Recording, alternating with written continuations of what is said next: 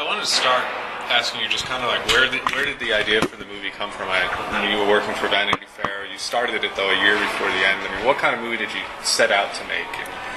Sure. Well, the story goes that I was sent by Vanity Fair to Rome to interview Valentino, and without any fashion credentials. I'm not at all a fashion writer. And I think that was sort of an advantage in a certain way because I was starting with a blank slate. So I get to Rome, and I had read every piece ever written about Valentino, and they were all the same story, which is, he's a meticulous genius, and he has the most style of anyone in the world, and he's a couture master. So boring. So, but then I saw this relationship between Valentino and Giancarlo Giamatti, who's the 50-year partner in every sense. Like, it's like a marriage. They're spousal. They were boyfriends when they started out, and then they kept the act together. And I call it an Uber marriage, really. It's just that the act they're inseparable, and they're kind of like the head of this whole fashion family. Their relationship was mind-blowing. They're, beyond finishing each other's sentences, it's really kind of mind meld.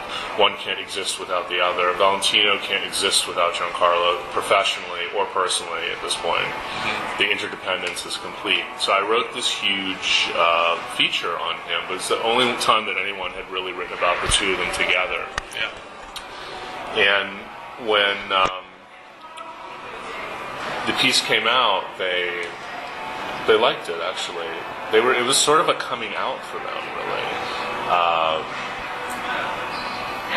They're Italian, they live in Rome, they're in their 70s, they live with their mothers until the mothers die. They weren't really, believe it or not, out in the way that the United States, the American perception of that, it's a totally different perception in Italy. Anyway, this is a really kind of public airing for them.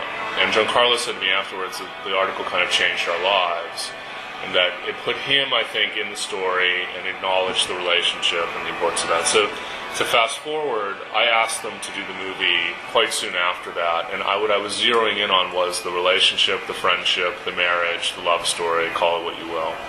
And that's the movie I wanted to make, with fashion as a backdrop and the lifestyle. Right. So we went for it, and we got some seed money, and we started to shoot, and then it was looking good, and we were getting the stuff with them together, and we realized that it's a movie of the two of them. It's not an archival piece, it's no narration, it's a verite piece, and it's the two guys on screen as much as possible. And that's how it started. So a number of things there. I mean, it's your first film, right? And so was there trepidation going into such a high-profile topic right off the bat on your first thing? No, not really, because the journalism I do is high-profile. So my subjects are almost always high-profile, and I'm used to dealing with that journalistically. It wouldn't have been as interesting to me to do something small. I felt like I wanted to, because I've come late to it. Though I have a degree in film from Wesleyan University, I hadn't practiced filmmaking professionally, and I felt in order to enter now, I would like to do it in territory that I was familiar with, and they're very Vanity Fair subjects, so I'm comfortable in that, working in that world with people like that as subjects. So it wasn't that kind of intimidation factor for me, and I felt like the subject matter was something I could get a grip on very well, whereas for people that don't have the background I have in writing about these outsized characters, it might have seemed like something too challenging. That wasn't the problem for me. The problem for me was going from 0 to 100 on filmmaking. So I started, with distant memories of how to do it. And the world, by the way, has changed entirely since then. I mean, it's not that long ago, I hasten to say, but we were using film, okay?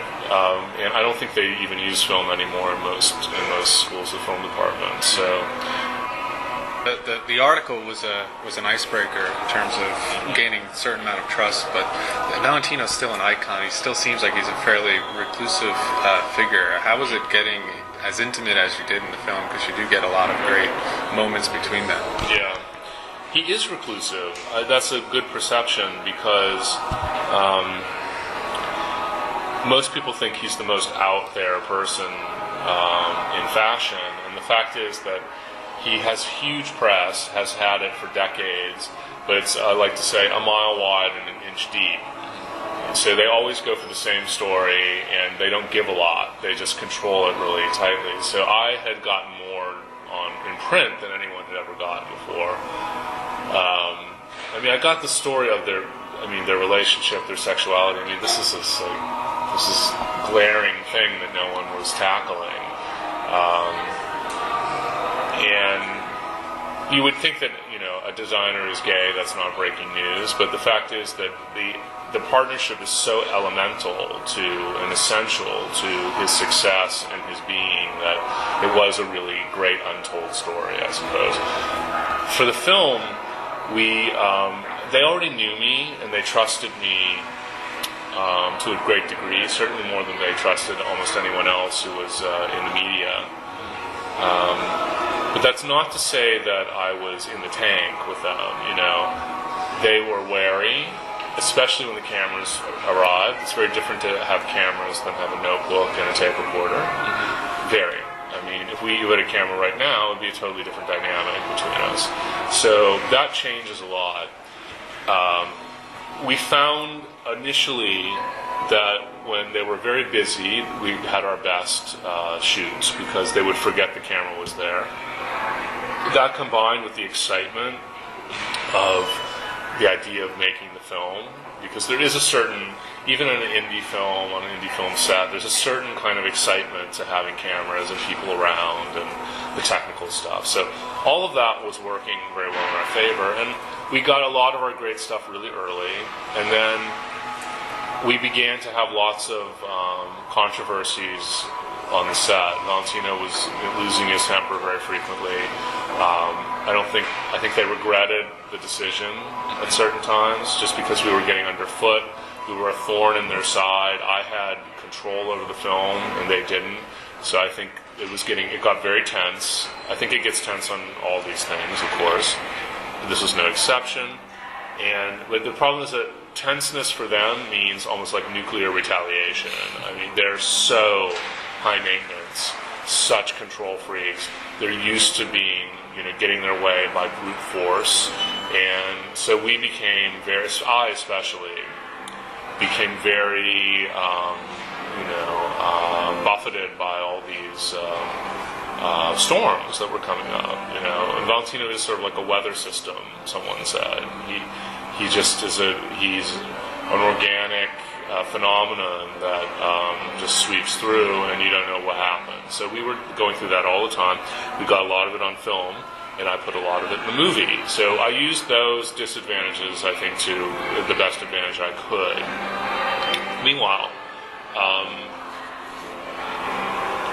the trouble really began when the film was finished, because I had Final Cut, which was very hard won through lots of lawyerly negotiations. It took a year to get it, but the document was solid, and they had no control of the film. So then when we were finished, that began a whole new chapter of what would they think of the final product and how would we release the film. I mean, you can anticipate that just watching the film and how he has control over, or tries to, and when he doesn't have control over every aspect of his life in terms of the corporations coming in and things like that, it becomes very, like you said, stormy.